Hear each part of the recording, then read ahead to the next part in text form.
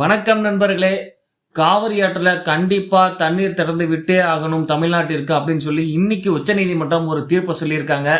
அதை பத்தி தான் இந்த வீடியோல பார்க்க போறோம். அதுக்கு முன்னாடி ஜூலை 28 காவிரி நீர் ஒழுங்காற்று குழு நமக்கு தினமும், அதாவது 15 நாளைக்கு தினமும் 3500 கனஅடி வீதம் தண்ணீர் திறந்து விட்டு ஆகணும்னு சொல்லிட்டு ஒரு உத்தரவு கொடுத்தாங்க. ஆனா அவங்க அதை ஃபாலோ பண்ணாம உடனே காவிரி நீர் மேலாண்மை ஆணையத்துக்கு அவங்க மேல்முறையீடு பண்ணாங்க. ஆனால் காவிரி நீர் மேலாண்மை ஆணையமும் என்ன சொன்னாங்க அப்படின்னா, அவங்க சொல்றது கரெக்டு தான், நீங்கள் தண்ணீர் திறந்து விட்டுருங்க அப்படின்னு சொல்லி ஒரு உத்தரவு கொடுத்தாங்க.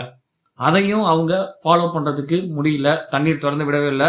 தமிழ்நாட்டிற்கு தண்ணீர் கண்டிப்பாக திறந்து விடக்கூடாது அப்படின்னு சொல்லிட்டு அங்கே நிறைய போராட்டம்லாம் நடந்துச்சுங்க.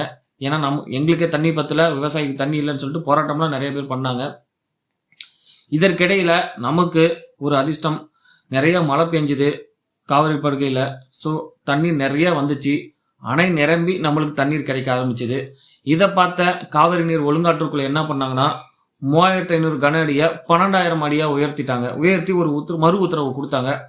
டெய்லியும் 3500 இல்லை 12,000 கன அடி நீரை திறந்து விடுங்க அப்படின்னு சொல்லிட்டு ஒரு உத்தரவு கொடுத்தாங்க.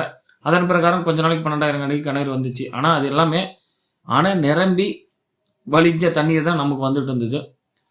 இப்போ நம்ம ஒரு அவசர மனுவை உடனே நம்ம தமிழ்நாடு அரசு இந்த மாதிரி அவங்க சொன்ன உத்தரவை ஃபாலோ பண்ண மாட்டேங்கிறாங்க அப்படின்னு சொல்லிட்டு ஒரு மேல்முறையீடு பண்ணோம். நம்ம உச்சநீதிமன்றத்தில் ஒரு அவசர மனு தாக்கல் பண்ணாங்க.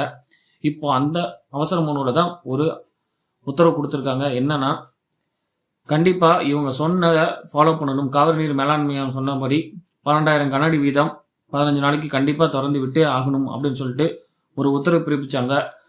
இப்போ அந்த உச்சநீதிமன்றத்தில் கர்நாடக அரசு என்ன சொல்லியிருக்காங்கன்னா, நாங்கள் இன்னைக்கே காலையில் 12,000 கனஅடி வீதம் தான் தண்ணீர் திறந்து விட்டுருக்கோம்.